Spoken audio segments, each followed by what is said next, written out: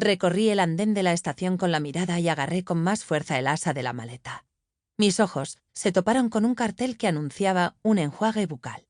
Debía de llevar mucho tiempo allí colgado, porque los colores estaban desvanecidos, y no solo en los bordes. Una sonriente dama con un anticuado sombrero sostenía una botella cuyo contenido prometía un magnífico aliento. El aire era bochornoso y el canto de los grillos llegaba hasta mí desde el terraplén de las vías. El tren, que me había dejado en Kristianstad, había vuelto a salir hacía rato, pero yo llevaba más de 10 minutos allí de pie, sin animarme a abandonar la estación. Era como si tuviera que atravesar un portal tras el cual me aguardara una tierra extraña y aciaga. Casi lamenté que mi niñera se hubiese despedido ya, para regresar a Alemania al cabo de unos días. La señorita Grun había sido muy agradable conmigo, aunque también había cuidado de que cumpliese estrictamente las reglas impuestas por la condesa. Paul había ido a verme un par de veces en ese tiempo, pero no se atrevió a regresar después de que la joven nos pillara. Al menos pude decirle lo que sentía, porque fui a su casa con el pretexto de despedirme de Daga, y así tuvimos una última ocasión de vernos poco antes de mi partida. Cuando anunciaron el siguiente tren, por fin busqué la salida de la estación sin hacer caso de los pocos viajeros que se acercaban a la vía. Para mi sorpresa, no encontré a ningún chofer con gafas de aviador y gorra de visera en un coche apolillado.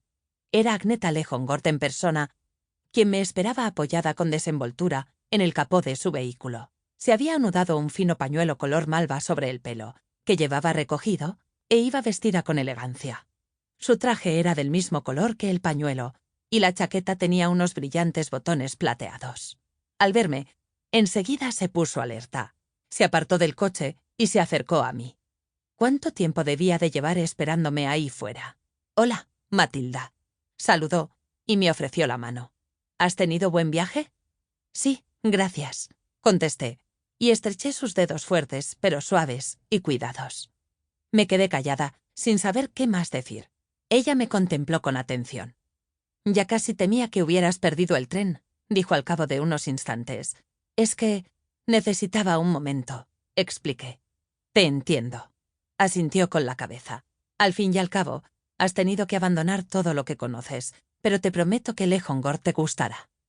Tras decir eso, se hizo cargo de mi maleta y la dejó en el asiento trasero. Después, abrió la puerta del acompañante. «Sube. Por suerte hoy hace buen tiempo y no hará falta poner la capota». Mientras me acomodaba, comprendí que no esperaríamos a ningún chofer.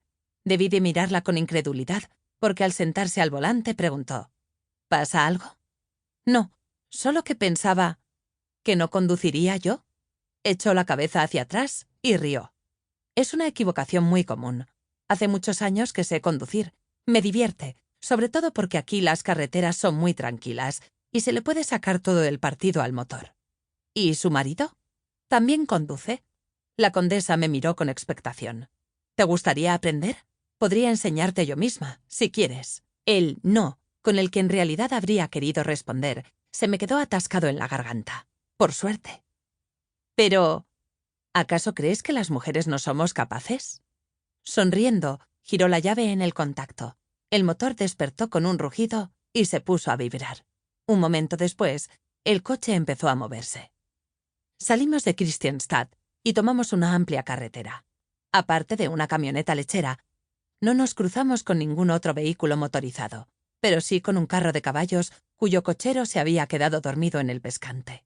Me pregunté si la condesa tocaría la bocina para despertarlo. En Estocolmo, seguro que a muchos les habría divertido sobresaltar al viejo, pero ella se limitó a adelantarlo y a seguir su camino. Mientras atravesábamos un bosquecillo a toda velocidad, me recliné hacia atrás y cerré los ojos. La tensión que había acumulado durante el viaje iba desapareciendo poco a poco. Me sentía pesada. El viento me acariciaba el rostro con delicadeza. Por un momento, incluso conseguí contener el miedo al futuro, a la desconocida finca Lehongord, a los años que me aguardaban allí. Tal vez aquello no estuviera tan mal. Añoraría mucho la ciudad, a Paul y a Daga, pero quizá sí lograra mantener el contacto con ambos. Al menos parecía haber una oficina de correos cerca. Cuando mi época allí llegara a su fin, regresaría con muchísimas anécdotas que contar.